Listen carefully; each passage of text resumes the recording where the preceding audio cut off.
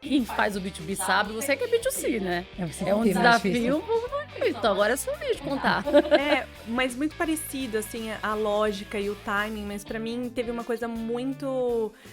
que demandou muito de pesquisa, assim, de validar, porque eu acho que nos últimos 2 anos a gente tá falando cada vez mais de bem-estar sexual e as marcas estão abrindo espaço e a gente tá vendo marcas novas nascendo de lubrificante, de vibradores, pra falar que prazer é algo natural e hoje só 30% das mulheres tem com frequência um orgasmo numa relação, então poucas mulheres têm relações prazerosas. A gente naturaliza, por exemplo, mulheres na menopausa que têm ressecamento íntimo, sentirem dor na relação. A maioria das mulheres não tem espaço no consultório médico para falar, para pedir um auxílio assim, científico do que pode ser feito para a gente não se acostumar com o desconforto, com a dor. Então, a gente está falando cada vez mais, assim, aqui no Brasil, eu sinto, sobre bem-estar íntimo, como um direito mesmo. Mas, antes, assim, eu não via tanta pesquisa. Hoje ainda são poucos, né? A gente... mesmo a anatomia feminina nos livros de medicina, é tudo muito recente, né? Saúde feminina no geral. Então eu tive que investir mais tempo da mão de obra mais barata que tem, que é a minha. No caso, que eu trabalhava de graça, né? Cara, pra me ver. Mais cara, mas naquele começo, né? Era equipe total, assim.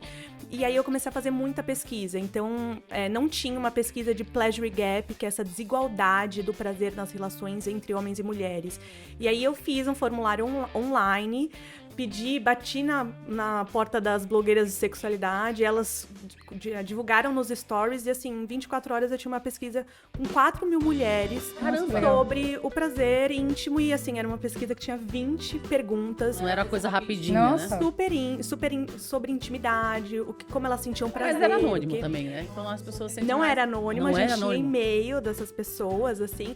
Que Só que legal. a gente já colou nessa legitimidade das influenciadoras. Então, acho que assim, a primeira dica, eu sempre fui e aprendi muito na Endeavor a ser rata do LinkedIn, assim. Então, se eu precisava da palestra de alguém, eu ia lá, via o nome e sobrenome da pessoa e criava 20 opções de e-mail daquela pessoa, mandava um e-mail com 20 endereços em cópia oculta e falava, oi, por favor, seria incrível, uma palestra sua e tal.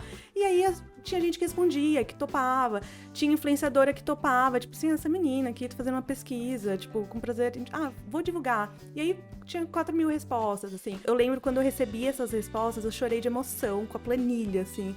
Eu lembro que eu chorei, eu falei, não acredito que as mulheres estão compartilhando, assim, e como...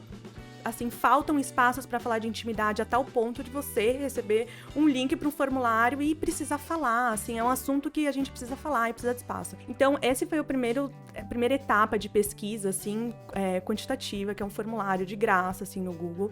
O segundo foi a gente pegou algumas dessas mulheres e a gente fez grupos focais.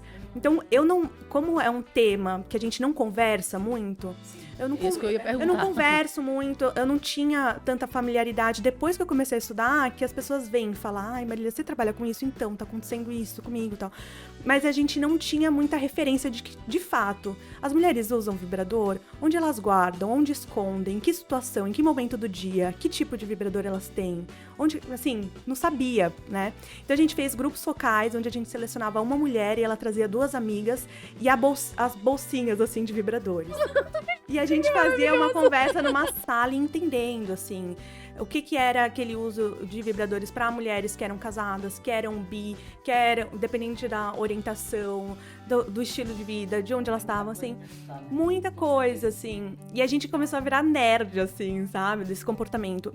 E aí, a terceira etapa foi, como é uma marca B2C de produto, como que você vai fazer um MVP de um lubrificante, de um vibrador? Não dá, você precisa do investimento inicial, precisa de um lote, por mais, assim, que a gente tem uma lógica de sempre melhorando, lubrificante precisa estar registrado na Anvisa, precisa ser testado ginecologicamente e dermatologicamente. O vibrador, ele não é um produto regulamentado aqui no Brasil, mas a gente tirou a licença da Europa, porque é um produto que vem na China, a gente certificou lá na Europa para trazer. Então, assim, tinha esse investimento. E aí, a alternativa foi essa terceira fase da pesquisa, a gente selecionou 10 mulheres, trouxe uma terapeuta corporal e pegou um protótipo do nosso vibrador e com outros 2 vibradores da concorrência, a gente convidou essas mulheres para uma sala, foi momentos antes de estourar a pandemia isso, para uma sala alugada para elas testarem os vibradores com uma terapeuta. E assim, as mulheres toparam, assim, e a gente chegava, fazia uma primeira entrevista inicial, e acho que, só para resumir, o principal aprendizado dessa fase de pesquisa foi que todo mundo fala, não se apaixone pelo produto, tudo mais, mas na prática é impossível, é muito difícil, e é muito importante a gente fazer essa pesquisa pra gente tomar assim na cabeça e lembrar disso.